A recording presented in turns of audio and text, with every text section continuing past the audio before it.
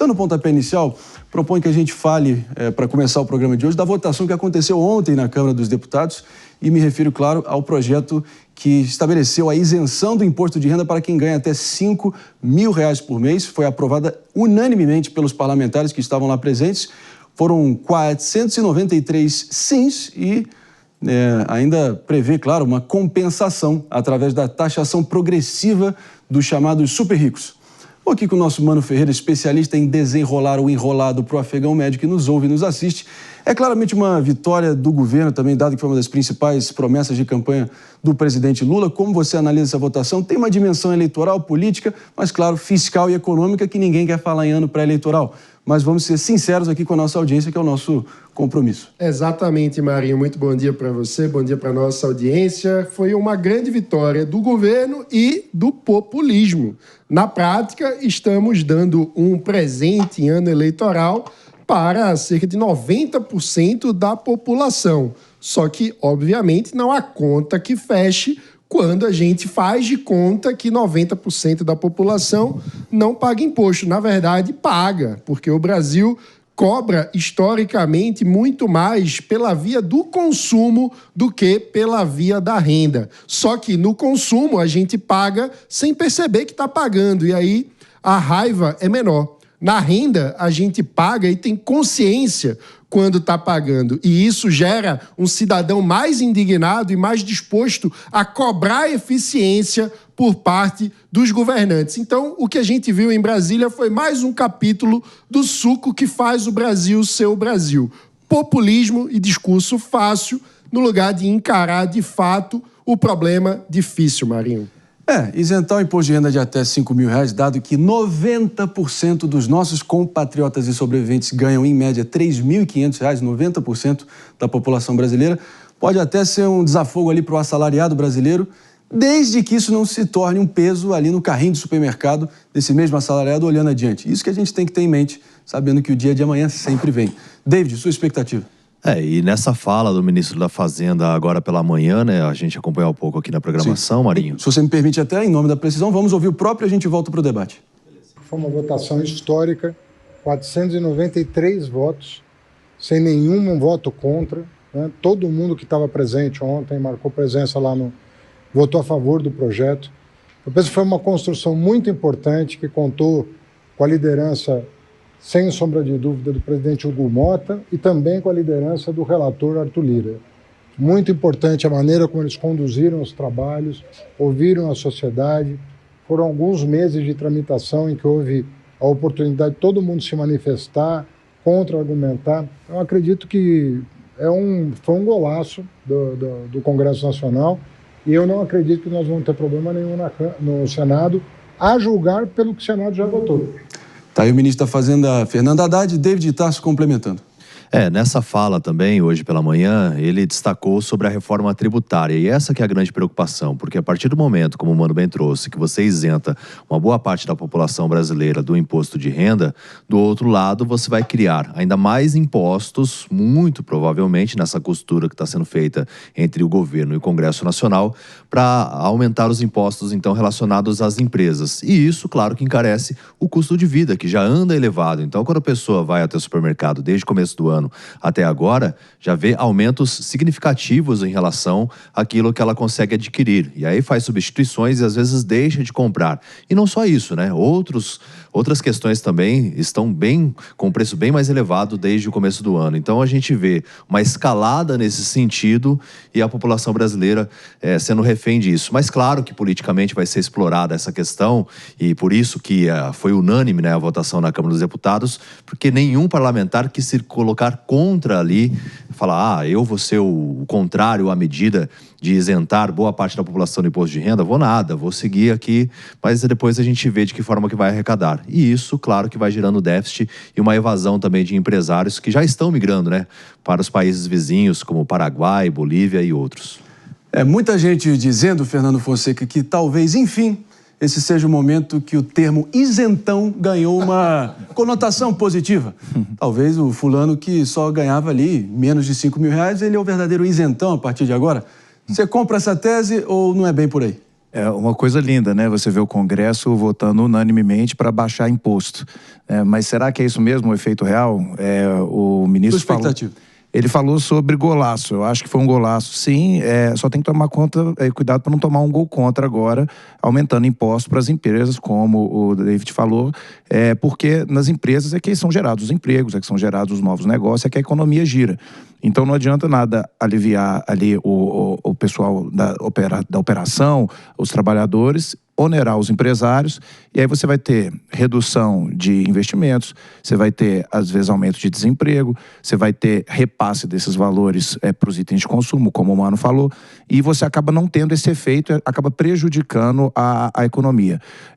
O Estado, o custo do Estado é uma conta que é apresentada para a sociedade. Não adianta só redistribuir essa conta.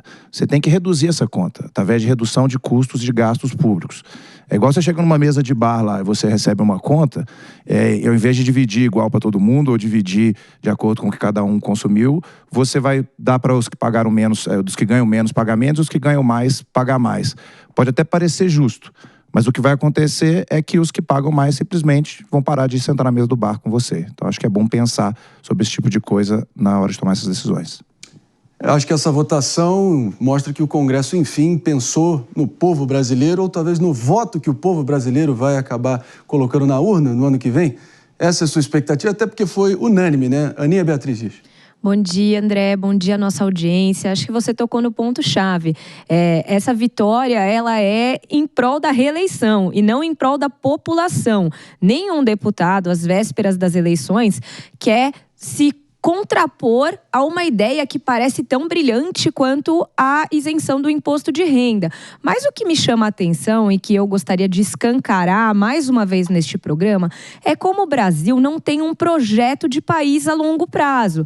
Porque, veja, isentar o imposto de renda daqueles que ganham até R$5.000 pode parecer excelente, de fato. No curto prazo é excelente. Vai gerar alívio a muitas famílias que estão hoje asfixiadas com os preços que nós temos encontrado nos supermercados. Mas o ponto é, isto nada resolve no médio e no longo prazo. E a gente não vê nenhum dos nossos representantes preocupados com esse futuro que não é imediato e que não é a próxima eleição. É mais uma tentativa de apenas ganhar voto, ganhar um novo mandato para se perpetuar por mais 4 anos no poder, sem que isso represente qualquer avanço real para o nosso país e para a nossa economia. E é esse debate que eu gostaria de ver na Câmara dos Deputados e que parece que é completamente esquecido pelos nossos representantes. E é uma questão de escolha de modelo de país, né? Eu separei uns dados que eu acho muito reveladores. Hoje, do volume de impostos arrecadados pelo Estado brasileiro, 41% vem de impostos sobre o consumo. A média na OCDE é de 32%. Nos Estados Unidos é de 16%. Por quê? Porque a maioria dos países faz a cobrança pela via justamente da renda. No Brasil, a arrecadação via imposto de renda representa apenas 21% do total arrecadado. Na OCDE é 36%. Nos Estados Unidos é 51%. E qual é a diferença prática que isso faz na relação entre cidadão e Estado? A ciência política é muito contundente em demonstrar que quando você tem consciência que está pagando, você também cobra muito mais. Na prática, o Brasil escolhe esse modelo para fingir que não está cobrando e, na prática, deixar o cidadão longe da cobrança pela efetividade do retorno nos impostos. O que tudo indica, né? David Tarso, eu vou aqui fazer uma convocação também para você ser realmente a nossa figura aqui na dinâmica do Morning Show, que vai estar aí acompanhando o chat do pessoal. Então, turbinem nos comentários, pessoal, o que vocês acharam aí no chat do YouTube. Nosso David vai estar acompanhando a produção do Morning Show, atenta ao extremo aqui também, aguardando a opinião de vocês. Claro, a voz do povo é a voz de Deus, a gente sempre valorizando a nossa tropa do Morning Show. Comente sem moderação. Agora, vamos seguir explorando aqui, até porque pode até aumentar o salário líquido da vasta maioria das pessoas, aumentar no olerite, mas se essas compensações que estão sendo tão debatidas não forem bem calibradas, né, Mano Ferreira, pode ter o famoso efeito bumerangue, né? Isso pode aumentar o valor, por exemplo, da tributação indireta, silenciosa. Ela é dissimulada, ela vai se infiltrando, você mal percebe nos produtos, nos bens de consumo, nos serviços públicos também. Claro que eles estão oferecendo 10% ali na tributação das altas rendas, mas você acha que isso é o suficiente? Olha, Marinho, aparentemente, pelas contas que foram apresentadas, de fato, a compensação vai trazer uma arrecadação talvez até maior para o governo do que aquilo que está sendo feito de isenção. A questão é a escolha, porque, na prática, a gente continua cobrando muito imposto sobre o consumo. E isso faz, por exemplo, com que, quando a gente pensa na alíquota do cigarro, nós temos a marca mais barata de cigarro no Brasil é 3 vezes mais cara do que no Paraguai. Qual é o efeito disso na vida real? É o aumento do mercado ilegal. Ou seja, é o aumento do crime organizado. Então, quando a gente faz uma escolha de cobrar de forma invisível por meio do consumo, a gente eleva os preços e, na prática, a gente faz uma escolha de dar de bandeja para o crime organizado uma margem de atuação na distância entre o preço real e o preço com o tributo. E isso é muito pernicioso. Isso nos amarra num ciclo de retrocesso, onde não vale a pena você, de fato, prosperar pela via da legalidade no Brasil. Você cria um muro que separa o Brasil real do Brasil oficial. E as pessoas que se viram para pagar as contas no fim do mês se viram na informalidade, sem conseguir ter acesso ao progresso sustentável de longo prazo. E isso é um projeto, isso é uma escolha que o país vai amarrando os próprios pés e as próprias mãos nessa corrida. Na prática, a gente fica muito atrás dos outros países em termos de práticas de aumento de produtividade, de possibilidade de progresso. Então, isso é o que me preocupa, é o discurso fácil, o populismo eleitoral nos atrasando de fazer um debate realmente de reformas estruturais, de modelo do Estado, para que a gente possa valorizar o cidadão e resgatar o direito de sonhar com um futuro melhor. O PT definitivamente precisava de uma bandeira para hastear, achou a bandeira da justiça tributária, involuntariamente acabou se revestindo completamente com a bandeira da soberania dada o tarifaço de Donald Trump, a ver qual será o impacto eleitoral olhando adiante.